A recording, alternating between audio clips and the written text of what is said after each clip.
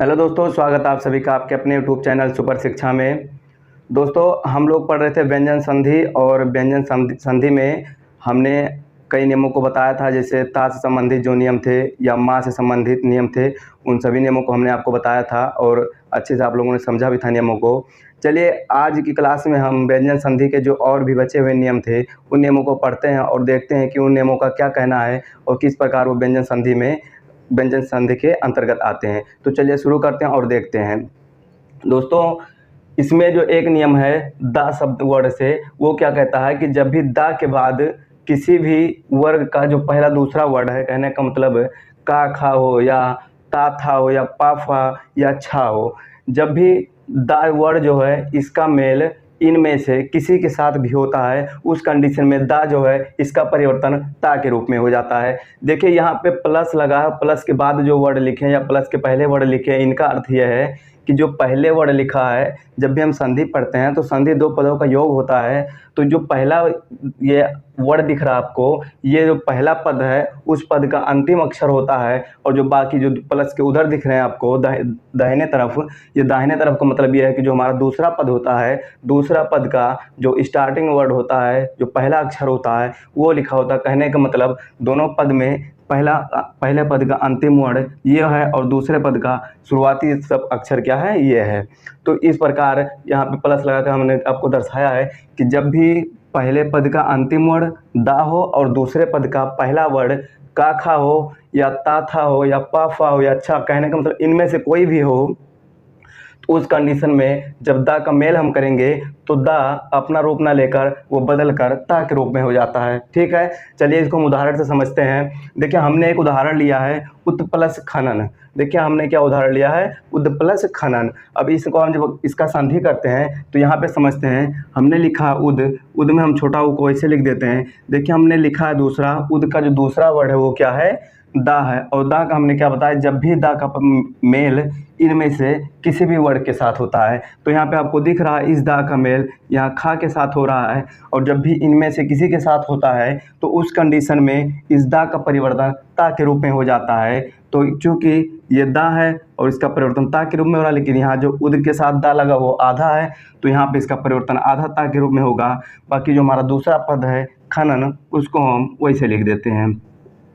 तो चीज़ें आपको स्पष्ट हो रही हैं कि इसका परिवर्तन किस प्रकार हम करते हैं।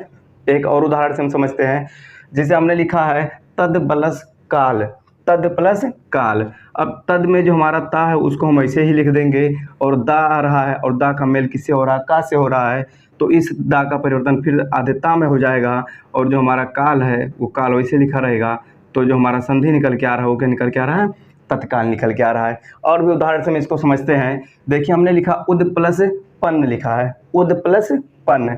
अब उद में छोटा उ तो वैसे हमारा हो जाएगा, और दा लिखा हुआ है। दा को देखिए आप, दा का मेल कहाँ हो रहा है, पा से हो रहा है। और हमने क्या बताया था, का खा से हो, ता था से हो या पा फा से हो या फिर छा से हो। इस दा का मेल जब भी इनमें से किसी के साथ हो रहा है, तो यहाँ में किससे हो रहा, पा से हो रहा, तो इस कंडीशन में भी जो दा हमारा वो क्या हो जाएगा, आधा ता के रूप ले लेगा। और बाकी जो हमारा दूसरा पद बचा हुआ है उस पद को हम वैसे ही लिख देंगे। तो यहाँ से चीज़ें आपको स्पष्ट हैं कि उद प्लस पन्न का जो संधि निकल के आया दोस्तों, वो क्या निकल के आया, वो निकल के आया हमारा उत्पन्न। ठीक है, अगला एक और उदाहरण से समझते हैं हम इसको। देखिए, यहाँ पे आपको दिख रहा है तद प्लस क्षण।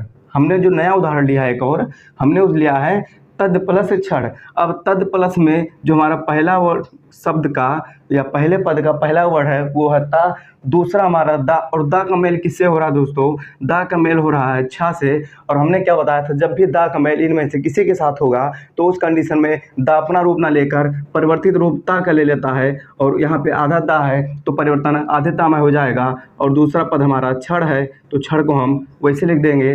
तो कहने का मतलब ये है कि तत् प्लस क्षण का जो परिवर्तित रूप आया या संधि निकल के आया वो क्या निकला, तत्क्षण निकला। देखिए, जो ता से संबंधित नियम था, ये कुछ उसके उदाहरण थे, और भी उदाहरण आप करके इसको अच्छे से समझ सकते हैं। चलिए आगे बढ़ते हैं।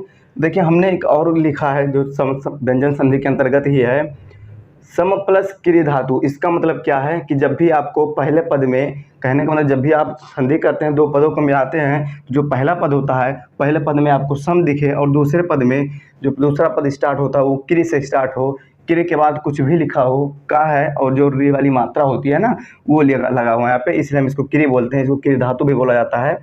तो जब भी दूसरा पद क्रिय से स्टार्ट हो, क्रिय के बाद कुछ भी लगा हो, उससे वो मैटर नहीं करता है। तो पहला पद क्या होना चाहिए, सम, और दूसरा पद यदि क्रिय लगा हो तो इस कंडीशन में जो सम, पहला पद हमारा है सम, उसमें जो माँ वर्ड है ये आपको दिख रहा है, माँ वर्ड का परिवर्तन कहाँ हो जाता है, अनुस्वार के रूप में हो जाता है।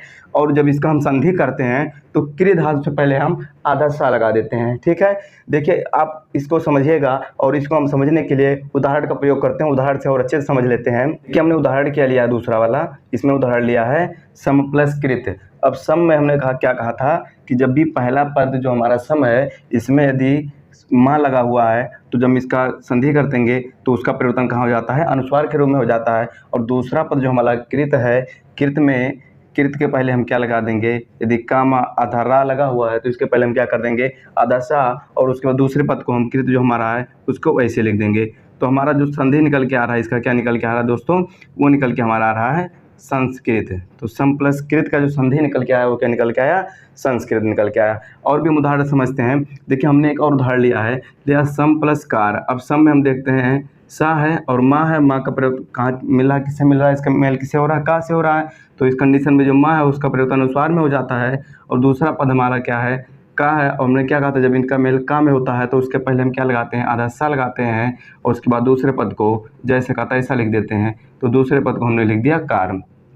तो हमारा क्या निकल के आया, सम प्लस कार का जो संधि निकल के आया वो क्या निकला, संस्कार। एक और उदाहरण से हम इसको समझते हैं। हमने लिखा सम प्लस कीर्ति। अब देखिए सम में हमने सा को वैसे लिख दिया, माँ है और माँ का मेल यहाँ से क्रिय धातु से हो रहा है, तो उस कंडीशन में माँ हमारा अनुस्वार हो जाता है। और क्रिय धातु है तो क्रिय धातु से पहले हम आधा सा लगाते हैं और उसके बाद कीर्ति को ऐसे लिख देंगे, दूसरा पद जो हमारा है। तो यहाँ से स्पष्ट हो गया कि हमारा सम प्लस कीर्ति का जो संधि निकल के आया वो क्या निकल के आया, संस्कृति।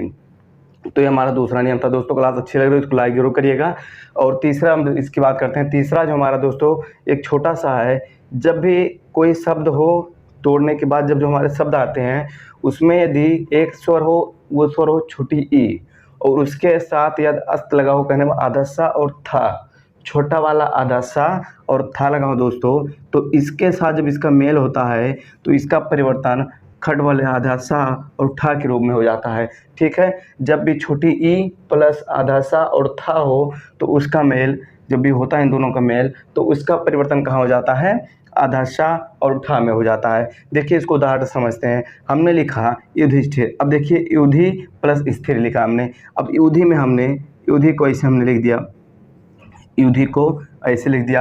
अब देखिए यहाँ पे छोटी ई की मात्रा लगी हुई है और यहाँ पे आधा सा और था है, तो छोटी ई प्लस आधा सा और था इनका मेल हो रहा है यहाँ पर। और इस कंडीशन में जब इनका मेल हो रहा है तो यहाँ पर जो आधा सा और था है इसका परिवर्तन कहाँ हो जाएगा, आधा सा और ठा के रूप में हो जाएगा। तो यहाँ पर हम इसका मेल करा देते हैं, आधा सा और ठा के रूप में इसका मेल करवा देंगे तो इसका परिवर्तन हो गया। ठीक है, अब यहाँ पे छोटी की मात्रा लगी हो तो हम उस मात्रा को लगा देंगे और अंत में हमारा क्या लगा हुआ है, रा, तो रा को हम वैसे लिख देंगे। तो कहने का मतलब ये कि जब भी युधि प्लस स्थिर का जो संधि निकल के आया वो क्या निकला, युधिष्ठिर। यहाँ पे जो नियम कह रहा था कि छोटी के बाद आधा सा और था लगाओ तो उसका परिवर्तन कहाँ हो जाता है, आधा सा और ठा में हो जाता है। एक और उदाहरण देखते हैं, प्रत प्लस अस्था। अब प्रत प्लस अस्था जो लिखा हुआ है, प्रत में हम प्रत को इसे लिख देंगे और प्रत में हमें पता है कि यहाँ पर छोटी की मात्रा लगी हुई है और यहाँ पे छोटी की मात्रा जो दिख रही है इस मात्रा का मेल किससे हो रहा है, आधा सा और था से हो रहा है। तो इस कंडीशन में छोटी ई जो है मेल इससे करने पर इसका जो परिवर्तन कहाँ हो जाता है, वो खट वाले आधा सा और ठा में हो जाता है। तो इसका जो प्रति प्लस अस्था का संधि निकल के आया वो क्या निकला, हमारा प्रतिष्ठा निकला। ठीक है, एक और हम बात करते हैं, जैसे वी प्लस अस्था हमने लिखा है। अब हमने वी को वी लिख दिया वैसे ही, और यहाँ पे भी आपको दिख रहा है छोटी की मात्रा लगी हुई है प्लस आधा सा और था है, तो इस कंडीशन में आधा सा और ठा का इस प्रकार परिवर्तन हो जाता है। तो कहने का मतलब वी प्लस था का परिवर्तन विष्ठा निकल के आया, जो हमारा संधि निकल के आया दोस्तों।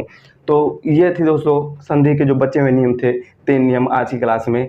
तो यहीं तक रखते हैं, आज की क्लास को यहीं तक रखते हैं दोस्तों। और इस क्लास में जो हम संधि पढ़ रहे थे, संधि को स्टार्ट किया था, वो सारी चीज़ें आज का क्लियर हो गई। संधि भी हमारा आज ख़त्म हो गया। तो कल की क्लास में हम लोग पढ़ेंगे दोस्तों व्यंजन विसर्ग संधि। तो दोस्तों यदि ये क्लास आपको अच्छी लग रही है तो क्लास को लाइक करिएगा, शेयर करिएगा, और चैनल पर नए हैं तो चैनल को सब्सक्राइब करिएगा दोस्तों। मिलते हैं अगली क्लास में, तब तक के लिए जय हिंद।